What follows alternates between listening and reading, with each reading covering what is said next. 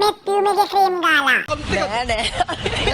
නිල්බන්තර පද්මගේ ජංගම දුරකථනයේ තිබූ ඡායාරූපයකට අදාළව ප්‍රසිද්ධ නිරූපණ ශිල්පිනී පියුමේ හංසමාලිගෙන් අපරාධ පරිශෝධ දෙපාර්තමේන්තුව ඊයේ පැය දෙකක පමණ කාලයක් ප්‍රකාශය සටහන් කරගෙන තිබෙනවා.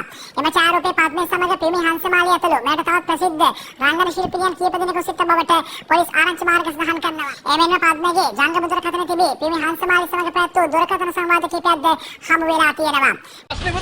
නෑ නෑ. මේ පාර නන්නේ හැබැයි මයි ෆයිල් එක මට. ෆයිල් නෑ ෆයිල් ටික එහෙනේ අයියා තියෙන්නේ. ඔය ඒක ඉවරද එතකොට? ඒකත් තාම යනවා. ඒ විමර්ශනත් ඒ විමර්ශන කටයුතුත් යනවා. මේ ආයේ මං කම්ප්ලේන් එකක් දාන්න තමයි අද ආවේ. පැය ගානක් තිස්සේ. පැය ගානක් ලිව්වා අයියා ඉතින්. කාට විරුද්ධද? ඉදිරියේදී බලමුනේ.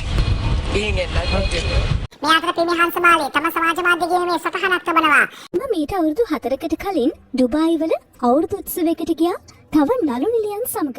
ඉතින් ඔය පද්මි කියන කෙනාව මම එතනදි තමයි මුලින්ම දැක්කේ. ඔහු ඔහුගේ බිරිඳත් දරුවන් දෙදෙනාත් සමග ඇවිල්ලා මා සමග පින්තූර ගත්තා. ඒ අවස්ථාවේ ඔහු පැවසුවේ ඔහුටත් සුදු වෙන්න, ලස්සන වෙන්න ඕන යනුවෙන්. ඉතින් පියුමිස්කින් මම ඔහුට අරන් ගාන්න කියලා කිව්වා. මම හිතන්නේ පොර අරන් ගාලා. ෂුවර් ඒක තමයි ඔච්චර ලස්සන. CID මහත්වරු මගෙන් විමසුවේ ඔහු සමග මුදල් ගනුදෙනු කර ඇතිද යන්න. never ever.